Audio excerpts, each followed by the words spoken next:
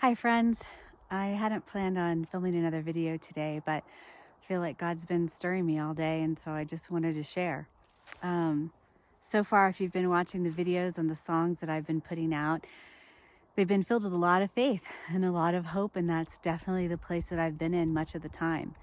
But the last few days, actually really at the start of the week, it was Monday and Tuesday in particular, I was just battling with some fear. There's thoughts of fear that would come in, and not in particular about the virus in terms of getting the virus or even friends or family getting the virus, but more about the implications on our economy and the uncertainty of the future. And I definitely was battling fear Monday and Tuesday, and I didn't like that I was, and didn't I didn't want to have those thoughts, but I did. And so I just struggled with it. I didn't really find my way out of it until Wednesday. And I was kind of beating myself up, and then I was like, that doesn't really help. But instead on Wednesday I just started praying, and I was like, God, please help me. Just help me overcome these thoughts of fear.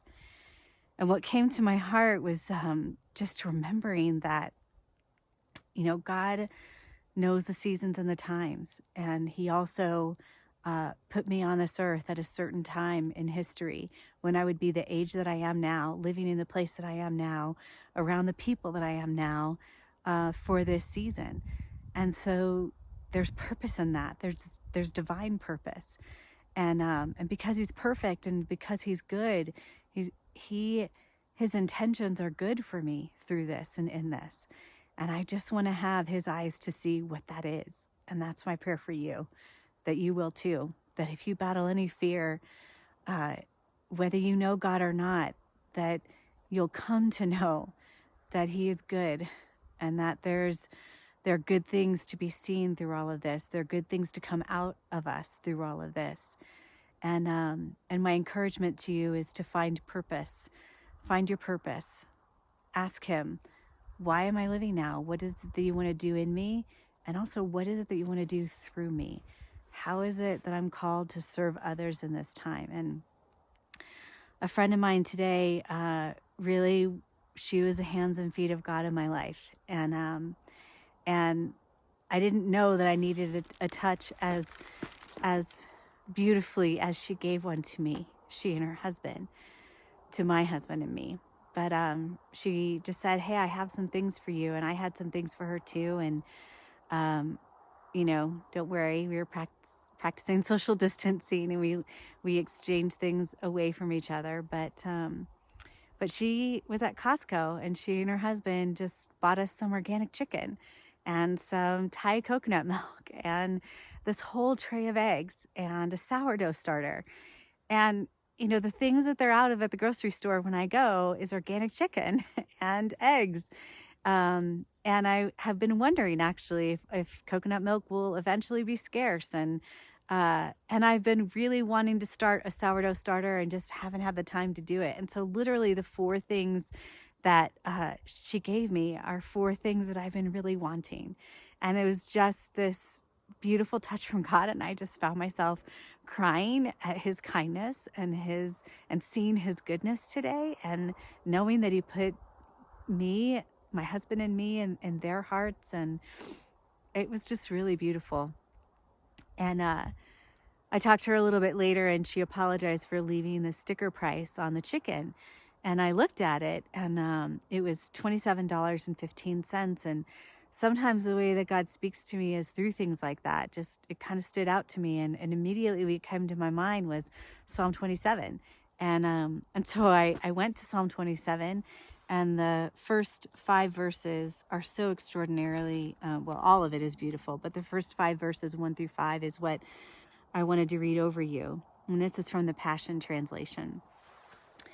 The Lord is my revelation light to guide me along the way. He's a source of my salvation to defend me every day. I fear no one. I'll never turn back and run from you, Lord. Surround and protect me. When evil ones come to destroy me, they will be the ones who turn back. My heart will not be afraid, even if an army arises to attack. I know that you are there for me, so I will not be shaken. Here's the one thing I crave from God, the one thing I seek above all else. I want the privilege of living with him every moment in his house, finding the sweet loveliness of his face, filled with awe, delighting in his glory and grace. I want to live my life so close to him that he takes pleasure in my every prayer. In his shelter in the day of trouble, that's where you'll find me, for he hides me there in his holiness. He has smuggled me into his secret place, where I am kept safe and secure, out of reach from all of my enemies. And fear is our enemy in this time.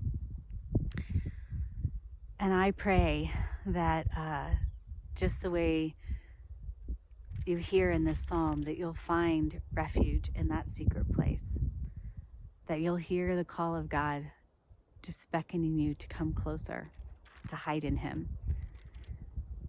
Psalm 91 is an amazing psalm to speak over yourself. It talks about hiding under the shadow of the wing of the Almighty. And, Jesus talks about being like a mother hen gathering chicks underneath his wing.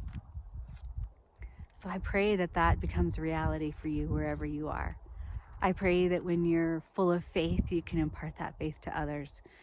And I pray that when you have those moments of fear, if you do, that you'll take that time to lean in and ask, God, why is it? Why is it that I'm here right now on the earth in this season? What have you put me here for? What do you want to do through me? What do you want to do in me? And I pray that that will bring you hope and vision for the future. And I just bless you with all of that. May you see God's light in your life. May you see his love towards you in tangible ways. May you experience his goodness. And I pray that if those moments of fear come, there's another place in scripture that says perfect love casts out fear. So I pray that you are able to nestle into that love and let that love cast out fear. And as that happens, be able to hear, what's the purpose? What's the purpose?